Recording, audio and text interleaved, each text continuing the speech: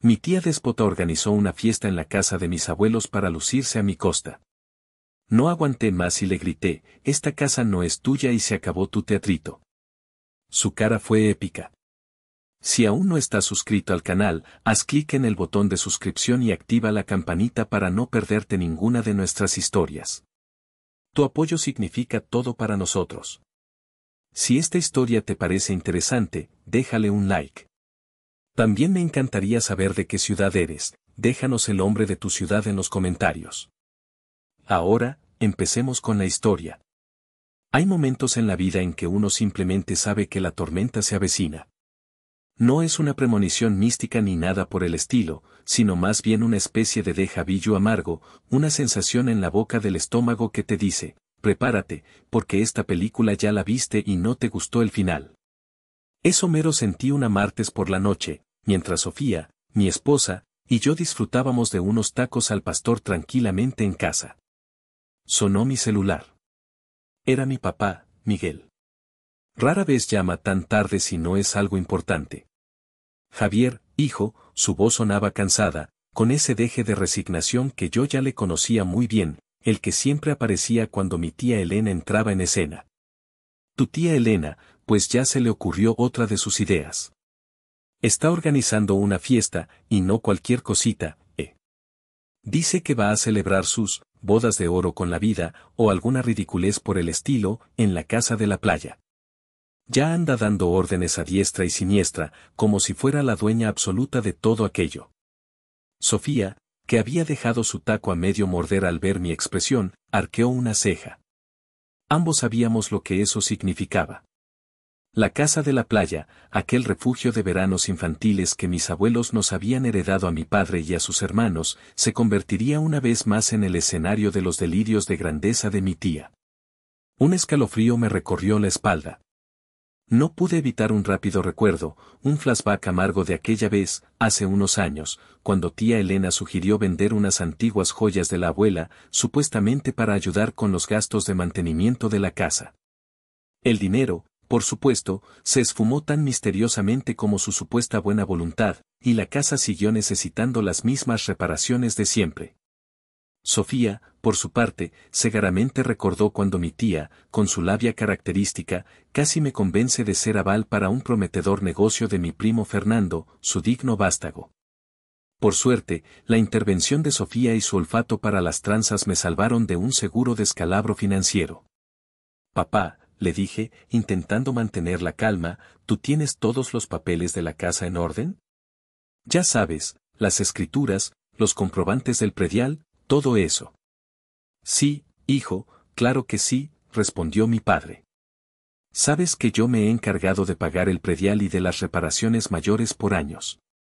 Tu tía nunca ha movido un dedo ni ha puesto un solo peso para eso, pero a la hora de presumir, es la primera en la fila. Esa era la pura verdad. Colgué el teléfono con un suspiro. Sofía me miró, con esa inteligencia aguda que tanto admiro en ella. Javier, esto huele muy mal, peor que otras veces. Antes de que muevas un solo dedo para ayudarla con su dichosa fiesta, necesitas tener esos papeles en tu mano. Y más vale que el abogado Ramírez, mi amigo, les eche un ojo. Ya conoces a tu tía, no da paso sin guarache. Asentí lentamente. Una nueva determinación comenzó a crecer en mi pecho. Esta vez sería diferente. Esta vez, no sería un simple espectador pasivo de sus abusos. La decisión estaba tomada. Un par de días después, como era de esperarse, sonó mi teléfono. Era ella, mi queridísima tía Elena. Su voz, melosa como la miel, pero con un toque de acero imperativo que no lograba disimular del todo. Javiercito, mi rey, qué bueno que te encuentro, exclamó con fingido entusiasmo. Ya estarás enterado de mi magno evento, ¿verdad? Lo voy a celebrar en nuestra casita de la playa, claro que sí. Y como tú eres el hombre fuerte y el más listo de la familia, pues necesito que te encargues de toda la logística pesada. Ya sabes, mover muebles, revisar la instalación eléctrica, esas cositas. Fernandito, mi pobre niño, está hasta el cuello cerrando un negocio millonario en el extranjero, imagínate, no lo puedo distraer con estas nimiedades. Contuve una sonrisa irónica. El negocio millonario de Fernando era tan real como los unicornios. Pero esta vez, yo tenía mi propio guión. Tía, qué interesante suena todo, respondí con una calma que me sorprendió a mí mismo. De hecho, Sofía y yo estábamos pensando precisamente en ir unos días a la playa para descansar un poco. Con mucho gusto vemos en qué podemos apoyar.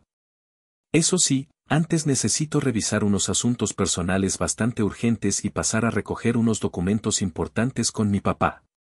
Ya sabes, trámites que no pueden esperar. Hubo un breve silencio al otro lado de la línea. Pude casi sentir la ligera contrariedad de mi tía, segaramente desconcertada por mi falta de sumisión inmediata. Pero, como siempre, lo atribuyó a sus propias conclusiones. Bueno, mi amor, pero no te me tardes mucho, dijo finalmente. Que el tiempo apremia y tú sabes que la calidad y la perfección son mi sello distintivo. Descuida, tía, seré breve, aseguré. Colgué el teléfono y miré a Sofía, quien me dedicó una sonrisa cómplice. Bien jugado, mi amor, me dijo. Primer paso del plan, conseguir el arsenal. Y esta vez, vamos a estar listos para la batalla. Y vaya que lo estaríamos. La semilla de la discordia ya estaba sembrada, pero esta vez, yo controlaría la cosecha. Al día siguiente, me dirigí a casa de mis padres. Mi papá, Miguel, me esperaba con una carpeta abultada sobre la mesa del comedor. Su rostro reflejaba una mezcla de preocupación y una incipiente esperanza. Aquí está todo, Javier, me dijo, deslizando la carpeta hacia mí. Las escrituras originales de la casa de la playa, donde consta que la propiedad es mía y de mis hermanos por herencia de tus abuelos. También están todos los recibos del impuesto predial que he pagado religiosamente durante los últimos 20 años y las facturas de cada reparación importante que le hemos hecho a la casa. El techo que se impermeabilizó hace 5 años, la tubería que se cambió hace 10, la instalación eléctrica que se modernizó, todo. Suspiró profundamente. Tu tía Elena es mi hermana y la quiero, pero siempre ha sido una encajosa. Quizás, como dices, ya es hora de poner un poco de orden en todo este asunto. Sentí un gran alivio al ver su disposición, su apoyo era fundamental. Con la carpeta bajo el brazo, Sofía y yo nos reunimos esa misma tarde con el abogado Ramírez, su amigo de la universidad. El licenciado era un tipo joven, pero con una mirada astuta y una mente legal que funcionaba a la velocidad de la luz. Revisó los documentos con atención meticulosa, haciendo preguntas puntuales y asintiendo de vez en cuando. Bueno, Javier, Sofía, dijo finalmente, recargándose en su silla. La situación legal es clarísima. La propiedad de la casa de playa pertenece a tu padre y a sus hermanos, según estas escrituras. Tu tía Elena no figura en ninguna parte como copropietaria. Los pagos del predial y las facturas de mantenimiento a nombre de tu padre refuerzan su posición. Legalmente, tu tía no tiene ningún derecho de actuar como dueña ni de tomar decisiones unilaterales sobre el inmueble. Nos miró fijamente. Mi consejo es que documenten absolutamente todo. Cualquier gasto que ella haga, cualquier modificación a la propiedad sin autorización expresa de los dueños, cualquier intento de asumir roles que no le corresponden. Tomen fotografías, videos, guarden correos electrónicos, mensajes. Las pruebas son sus mejores amigas en estos casos. Si ella se extralimita, ustedes tendrán cómo demostrarlo. Salimos de su despacho con una sensación de fortaleza y claridad. El plan comenzaba a tomar forma. Unos días después, Sofía y yo llegamos a la casa de la playa. Tal como lo esperábamos, tía Elena ya estaba ahí, convertida en un torbellino de actividad caótica, ladrando órdenes a un par de trabajadores visiblemente confundidos que había contratado no sé dónde. La casa, que yo recordaba con tanto cariño por sus veranos llenos de sol y risas infantiles, ya mostraba las primeras cicatrices de su visión. Unas macetas horribles de fibra de vidrio con palmeras de plástico adornaban la entrada. Y el viejo y cómodo sillón de mimbre de la abuela había sido arrumbado en un rincón para dar paso a un armatoste modernista de imitación piel que rechinaba con solo mirarlo. Apenas pusimos un pie adentro, mi tía se abalanzó sobre nosotros. Y Javiercito, Sofi, qué bueno que llegan, hay tanto por hacer. Miren, se rompió la bomba de agua, seguro fue por falta de uso, esta casa la tienen tan abandonada. Y estas luces de jardín que compré, carísimas por cierto, estos ineptos no saben cómo instalarlas, menos mal que llegaste tú, mi ingeniero estrella. Con una sonrisa amable pero firme, le respondí, tía, qué bueno que estás tan entusiasmada. Antes de empezar con cualquier cosa, Sofía y yo queremos hacer una revisión completa de la casa. Queremos ver qué problemas son realmente estructurales y cuáles son más bien cosméticos. No queremos empezar a gastar a lo loco sin un plan, ¿verdad? Mi tía me miró con un ligero desconcierto, pero no pudo negarse. Mientras ella seguía despotricando contra los trabajadores, Sofía y yo comenzamos nuestro recorrido. Discretamente, con nuestros celulares, empezamos a tomar fotografías y videos de cada rincón, las mejoras de mal gusto de mi tía, como una pared recién pintada de un color chillón que no combinaba con nada, y las áreas que claramente mostraban negligencia o daños recientes, como una evidente mancha de humedad en el techo del baño de visitas, justo debajo de donde ella había insistido en colocar una nueva y elegantísima regadera tipo lluvia. Cada imagen era una pieza más de nuestro rompecabezas. Esa noche, durante la cena improvisada, mi tía Elena, con su copa de vino en mano, no perdió la oportunidad de intentar su siguiente jugada. Bueno, mis amores, dijo con su tono más melifluo. Como saben, esta fiestecita es algo muy especial para mí, y quiero que todo salga perfecto. He estado viendo unos arreglos florales divinos y un grupo musical espectacular, pero claro, la calidad cuesta. Así que estaba pensando que tú, Javiercito, como el sobrino próspero y exitoso que eres, bien podrías ser el padrino de, digamos, la decoración y la música. Sería un detallazo de tu parte, y todos te lo agradeceríamos muchísimo.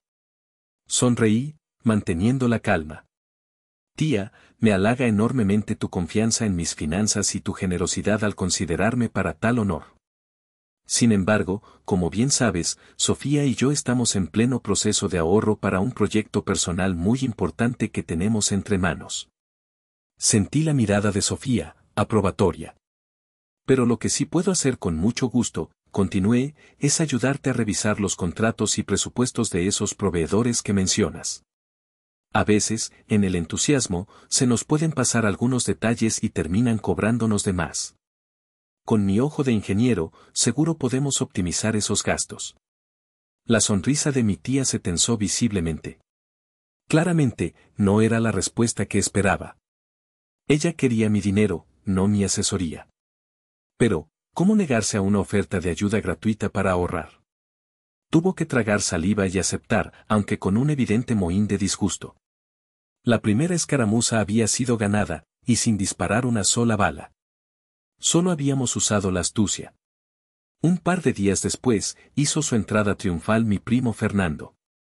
Llegó en un auto deportivo rentado, con gafas de sol de diseñador y una camisa llamativa que seguramente costaba más que mi sueldo de una quincena.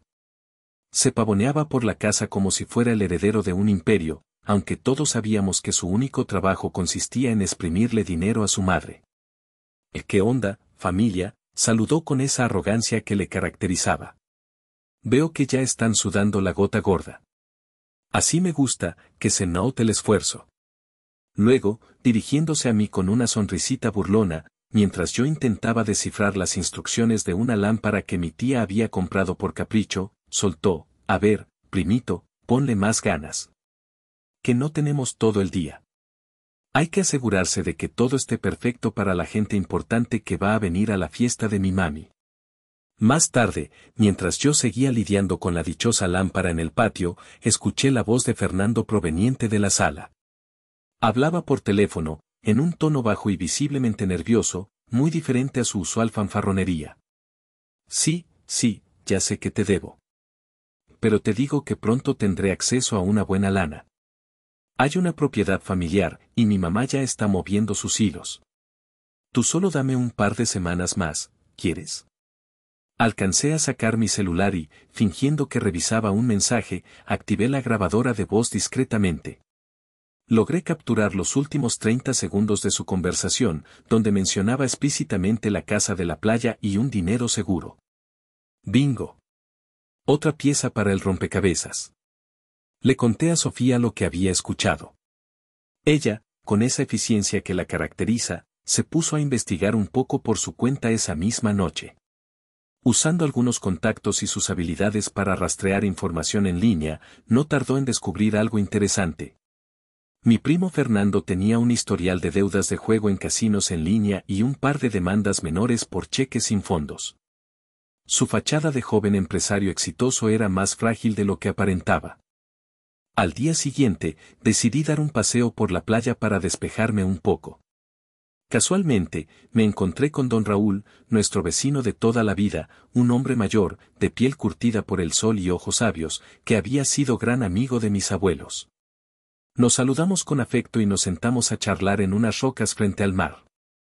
Le conté, con algo de reserva al principio, sobre los planes de mi tía Elena y mi creciente preocupación por su actitud. Don Raúl escuchó con atención, asintiendo de vez en cuando. «Ay, Javiercito», dijo finalmente, con un suspiro. «A tu tía Elena la conozco desde que era una muchachita. Siempre ha sido, especialita. Con mucho afán de protagonismo y de querer más de lo que le toca». Hizo una pausa, mirando las olas. «Fíjate que hace unos años, cuando tus abuelos todavía vivían pero ya estaban delicados de salud, tu tía intentó convencerme de que le vendiera una franja de mi terreno que colinda con el de ustedes. Me dijo que era para ampliar el jardín de la casa familiar y que ella tenía plenos poderes para negociar. Menos mal que yo soy perro viejo y no me dejé enredar. Hablé con tu abuelo y me confirmó que él no sabía nada del asunto. Luego añadió algo que me heló la sangre. Y no es por meter cizaña, pero una vez, hace como 3 años, después de un huracán que pegó por aquí, tu tía vino pidiéndome dinero prestado, supuestamente para reparaciones urgentes del techo de la casa. Me juró que me lo devolvería en cuanto cobrara unas rentas. Yo, de buena fe, le presté una cantidad considerable. Nunca me pagó un centavo, Javier. Y a la semana siguiente, la vi luciendo un collar de perlas carísimo en una misa del pueblo. Apreté los puños. La desfachatez de mi tía no tenía límites. Don Raúl, al ver mi indignación, me puso una mano en el hombro. Si necesitas un testigo para cualquier cosa, cuenta conmigo, muchacho.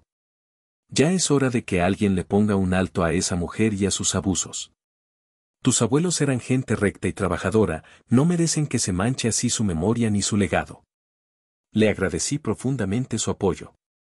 Sus palabras y su disposición a ayudar eran un bálsamo y, a la vez, un acicate. La red de mentiras y manipulaciones de mi tía comenzaba a deshilacharse. De vuelta en la casa, nos encontramos con una nueva genialidad de mi tía. Había decidido, sin consultar a nadie, que la fachada de la casa necesitaba un toque moderno y vibrante.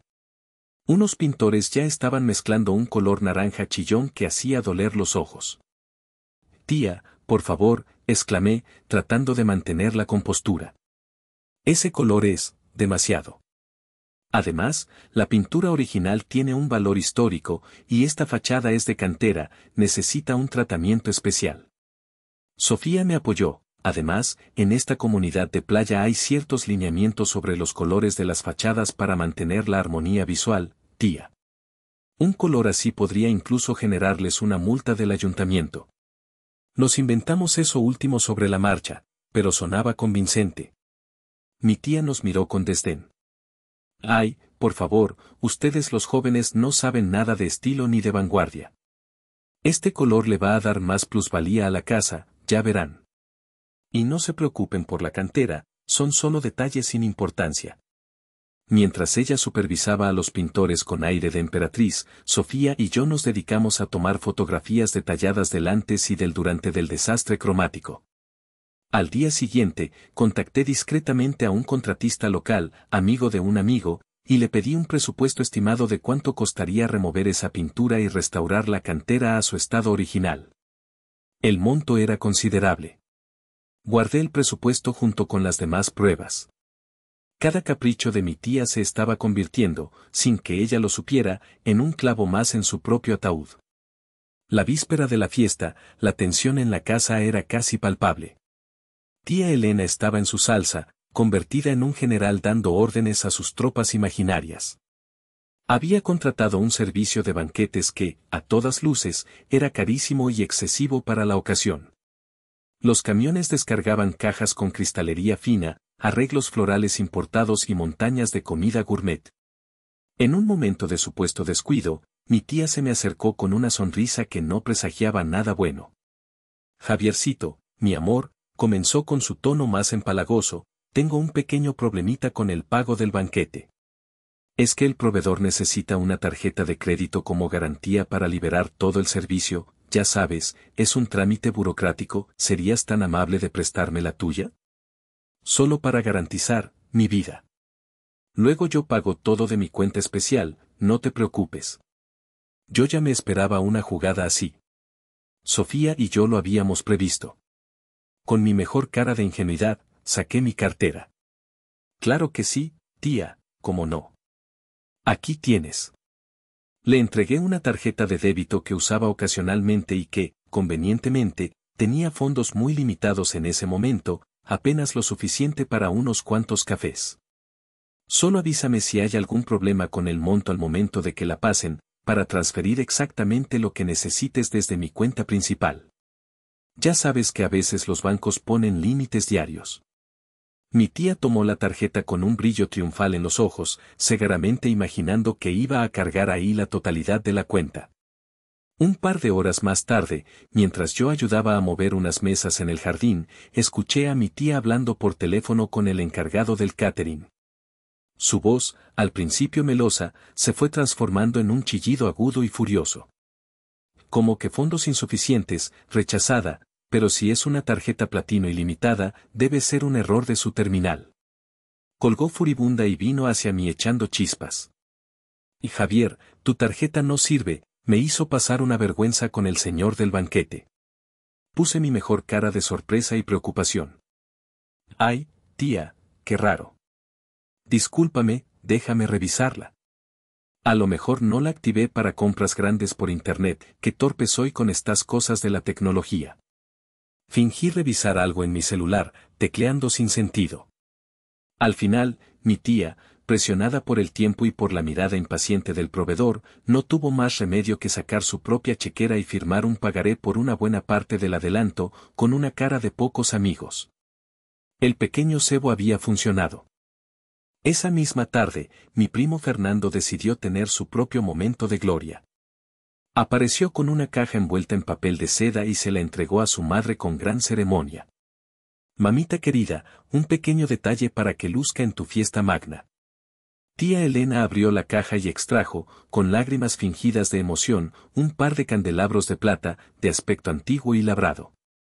Ay, Fernandito, hijo mío, qué sacrificio tan grande, son preciosos, seguro te costaron una fortuna. Fernando sonrió con petulancia. Nada es demasiado para ti, madre. Sofía, que observaba la escena desde un rincón, me dio un codazo disimulado y me lanzó una mirada significativa. Más tarde, cuando estuvimos solos, me dijo en voz baja, esos candelabros, estoy casi segura de haberlos visto antes. En las fotos antiguas de tus abuelos. Subimos sigilosamente al pequeño desván donde mi padre guardaba algunos álbumes familiares. Y allí estaban, en una foto amarillenta de una cena de Navidad de hacía 30 años, los mismos candelabros de plata, adornando la mesa del comedor de mis abuelos. Eran inconfundibles. Fernando no los había comprado, los había sustraído, probablemente hacía años, de la herencia familiar. Sofía tomó una foto nítida de la imagen del álbum con su celular. La desfachatez de mi primo era digna de su madre. La noche antes de la fiesta, el ambiente durante la cena fue una mezcla de euforia contenida por parte de mi tía y Fernando, y una calma expectante por parte nuestra. Tía Elena, sintiéndose ya la indiscutible reina de su propio cuento de hadas, no pudo resistir la tentación de ensayar el discurso que daría al día siguiente. Con una copa de vino en la mano y la mirada perdida en un punto imaginario del comedor, declamó, y quiero agradecer desde el fondo de mi corazón a todos ustedes, mi querida familia, mis amigos leales. por acompañarme en esta celebración de la vida, en este, mi pequeño paraíso terrenal, que con tanto esfuerzo y dedicación he logrado construir para el disfrute de todos. Hizo una pausa dramática. Y, por supuesto, un agradecimiento muy especial a mi querido sobrino Javier, continuó, lanzándome una mirada condescendiente, quien, aunque a veces parece un poquito lento para entender las cosas verdaderamente importantes de la vida, como el buen gusto innato o la generosidad espontánea que nace del alma, siempre está dispuesto a ayudar con el trabajo rudo y pesado. Un aplauso para él, por favor. Fernando y la prima Lorena, una sobrina de mi tía que había llegado esa tarde y que era su más ferviente admiradora y espía, aplaudieron con entusiasmo. Yo sonreí, una sonrisa enigmática que mi tía, en su egocentrismo, interpretó como admiración. Un discurso muy emotivo, tía, comenté con la mayor seriedad que pude fingir. Estoy seguro de que conmoverá hasta las lágrimas a todos tus invitados. Ella me dedicó una sonrisa radiante, convencida de mi supuesta sumisión. No tenía ni la más remota idea de la tormenta que se avecinaba, ni del papel protagónico que ella misma iba a desempeñar en su propia caída. Mis padres me miraron con una mezcla de nerviosismo y un orgullo contenido que me dio fuerzas. Tío Carlos, el hermano menor de mi padre y de Elena, un hombre bueno pero que siempre había evitado las confrontaciones directas con su hermana mayor, me guiñó un ojo discretamente desde el otro extremo de la mesa. La función estaba a punto de comenzar. El día de la fiesta amaneció con un sol radiante, como si el universo mismo se hubiera confabulado para iluminar el escenario de la gran revelación. Desde temprano, la casa fue un hervidero de actividad, floristas, meseros, músicos afinando instrumentos. Yo había supervisado discretamente la instalación de un proyector y una pantalla en un rincón del jardín, con el pretexto de que quería mostrar un video sorpresa con fotos familiares antiguas durante la celebración. Nadie sospechó nada. Al caer la tarde, los invitados comenzaron a llegar. Hombres con guayaberas de lino, mujeres con vestidos vaporosos y joyas brillantes. Muchos de ellos eran amigos de mi tía Elena, de esos que solo aparecen cuando hay algo que celebrar o de lo que beneficiarse. Ella los recibía en la entrada con aspavientos de gran dama, luciendo un vestido dorado que brillaba casi tanto como su sonrisa de autosuficiencia. Fernando, a su lado, fungía como un petulante príncipe consorte, estrechando manos y repartiendo cumplidos vacíos. La prima Lorena revoloteaba entre los grupos, asegurándose de que todos admiraran la magnificencia del evento y, de paso, llevando y trayendo chismes como solo ella sabía hacerlo. Sofía y yo, vestidos con elegancia discreta, nos manteníamos en un segundo plano, observando todo con una calma que contrastaba con el torbellino de vanidad que nos rodeaba. Mis padres, Miguel y Beatriz, estaban visiblemente nerviosos, pero se mantenían firmes a nuestro lado. Tío Carlos nos ofrecía miradas de aliento de vez en cuando. Don Raúl, nuestro vecino, había llegado puntual, con su aire sereno de sabio observador, y se había sentado en un lugar estratégico desde donde podía verlo todo. Finalmente, cuando la fiesta estaba en su apogeo y las copas de champán circulaban con generosidad, tía Elena se encaramó a un pequeño entarimado que habían instalado para los músicos y tomó el micrófono. Un silencio expectante se hizo en el jardín. Queridísimos todos, familia adorada, amigos del alma, comenzó con voz temblorosa por la emoción fingida. Y bienvenidos a este palacio de sueños, que es mi palacio.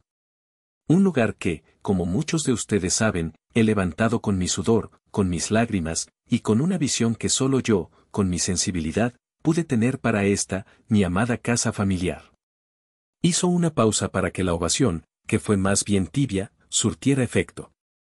Quiero agradecer a mi adorado hijo Fernando, continuó, señalando al susodicho, que infló el pecho como un pavor real, por su apoyo incondicional y por ser mi roca. Y a ustedes, mis amigos leales, por ser testigos de este momento de plenitud. Lanzó una mirada a su alrededor, como si estuviera bendiciendo a sus súbditos. Y, como no, añadió con una sonrisita condescendiente, un agradecimiento especial a mi sobrino Javier, que aunque no heredó, digamos, la visión empresarial ni la chispa para los negocios, al menos sirvió de maravilla para cargar las mesas y asegurarse de que todo estuviera en su sitio. Un aplauso para el esfuerzo físico. Algunos de sus allegados soltaron risitas serviles. La sonrisa de mi tía Elena era cegadora, un monumento a la arrogancia y la autocomplacencia. Ese era el momento. Con una calma que no sabía de dónde sacaba, levanté la mano. Tía Elena, si me permites. Un discurso verdaderamente inspirador. Y ya que estamos hablando con tanta elocuencia sobre esta casa y sobre los sacrificios familiares, me gustaría aclarar algunos pequeños puntos para que todos los presentes podamos aquilatar correctamente tu admirable visión y tu generoso sacrificio. Un murmullo recorrió el jardín. Mi tía me miró, primero con sorpresa, luego con una creciente irritación. Su sonrisa comenzó a flaquear. Javier, querido, creo que no es el momento ni el lugar para tus ocurrencias, dijo, intentando mantener el control. Al contrario, tía, respondí con una voz firme y clara, que resonó gracias al micrófono que uno de los músicos, previamente instruido por mí, me acercó discretamente. Creo que es el momento perfecto. Sofía, ¿serías tan amable? Sofía, con una eficiencia impecable, encendió el proyector. En la pantalla apareció, nítida y contundente, una copia digitalizada de la escritura original de la Casa de la Playa. Mi voz se elevó, serena pero implacable. Como todos ustedes pueden apreciar en este documento oficial, la propietaria legal de esta amada casa familiar, este palacio de sueños, no es precisamente mi tía Elena, sino mi padre, Miguel, aquí presente. Junto con sus hermanos, por herencia directa de mis abuelos. El silencio que cayó sobre el jardín fue tan denso que se podría haber cortado con un cuchillo. La sonrisa de mi tía Elena se había congelado en una mueca grotesca de incredulidad. Sin darle tiempo a reaccionar, continué, mientras Sofía proyectaba una tras otra las pruebas irrefutables, y hablando de sudor y lágrimas, aquí tenemos 20 años de recibos del impuesto predial. Todos puntualmente pagados por mi padre. Aquí están las facturas de cada reparación mayor, desde el techo hasta la plomería, también cubiertas por él. Parece que el sacrificio económico, tía, ha corrido mayormente por cuenta de otros.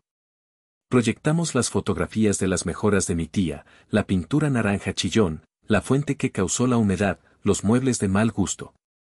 Y estas son algunas de las visionarias contribuciones estéticas que, además de no haber sido consensuadas con los verdaderos dueños, requerirán un considerable gasto para ser reparadas y devueltas a un estado digno.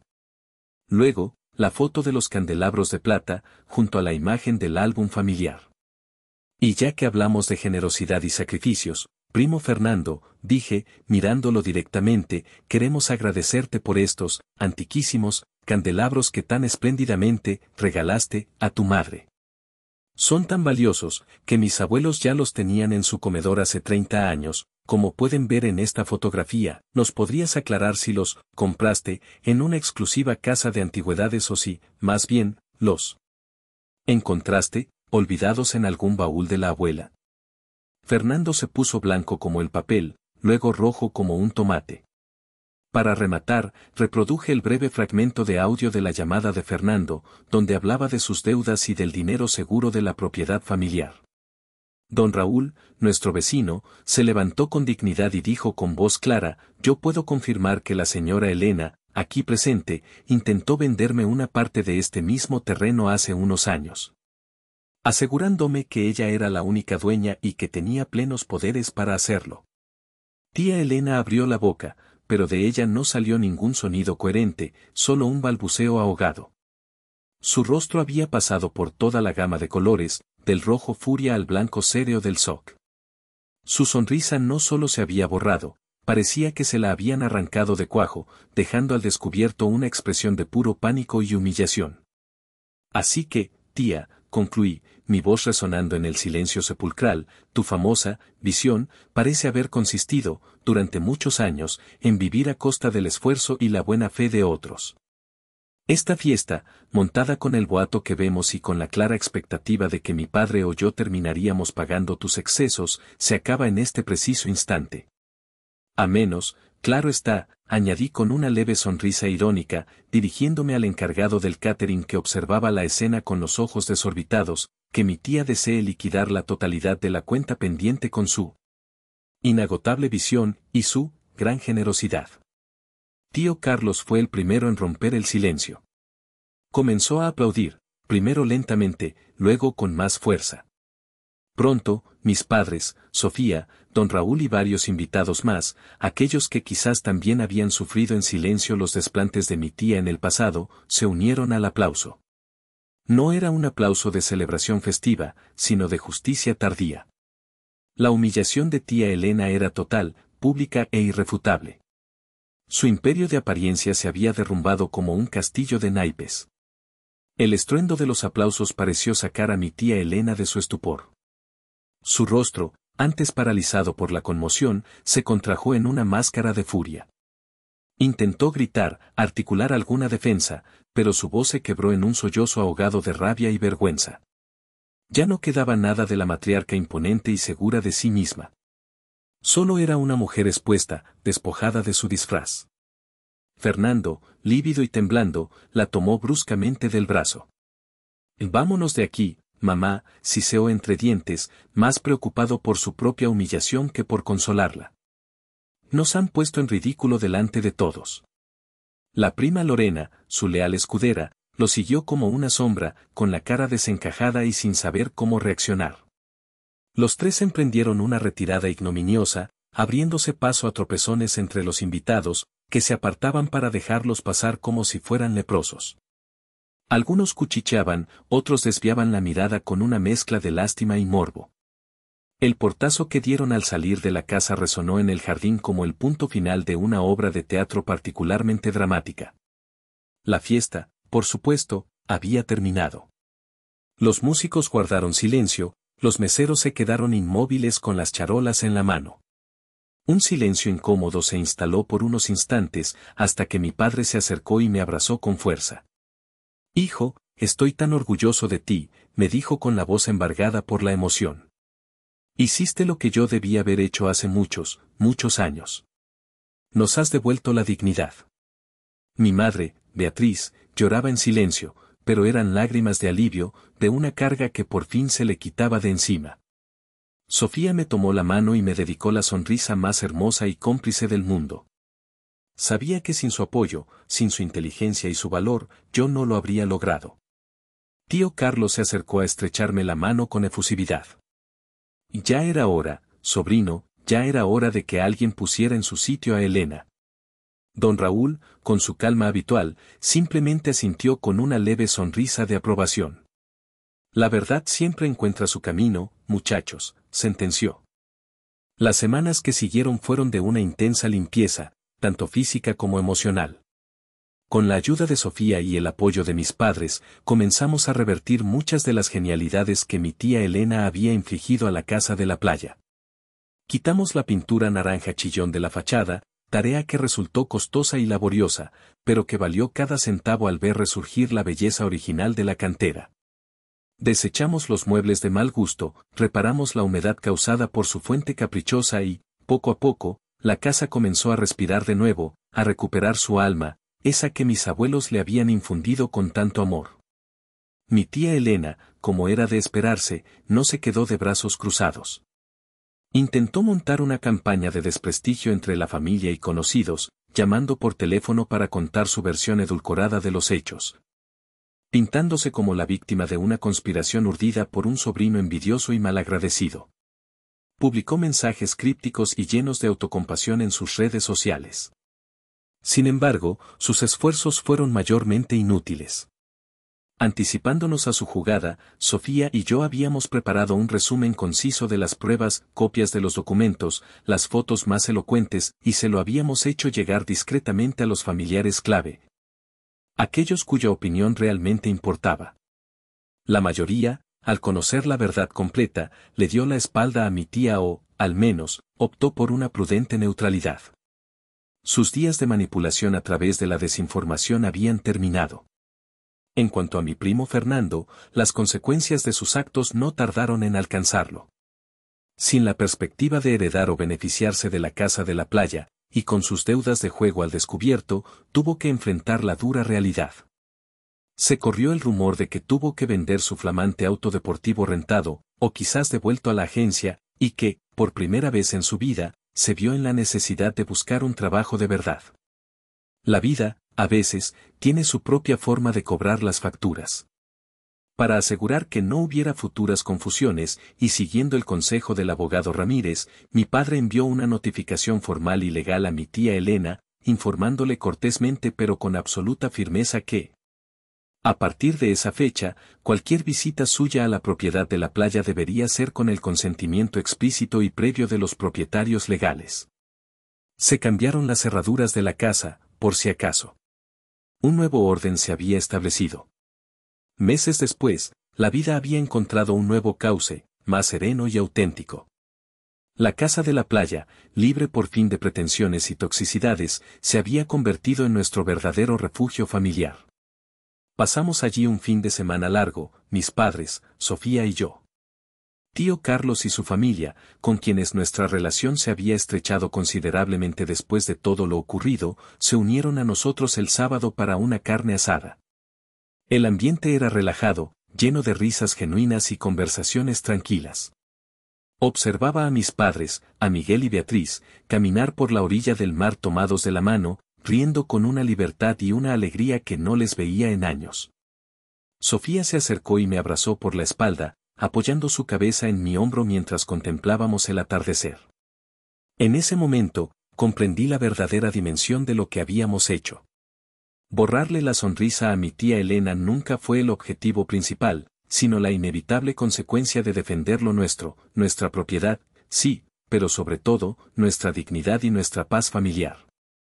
La verdadera victoria no radicaba en su humillación pública, sino en la reconquista de este espacio, en la posibilidad de disfrutar de estos momentos de genuina felicidad, libres de manipulaciones y rencores. A veces, como bien dice el dicho, hay que sacudir el árbol con fuerza para que caiga la fruta podrida. Solo entonces, cuando el aire se limpia y las ramas pueden volver a crecer sanas, puedes permitirte volver a sonreír de verdad, una sonrisa que nace desde el alma, no de la apariencia. El futuro de la relación con esa rama de la familia seguía siendo incierto, y francamente, no me quitaba el sueño. Lo importante era que el presente, nuestro presente, por fin nos pertenecía. Y esa, amigos míos, es la clase de sonrisa que vale oro.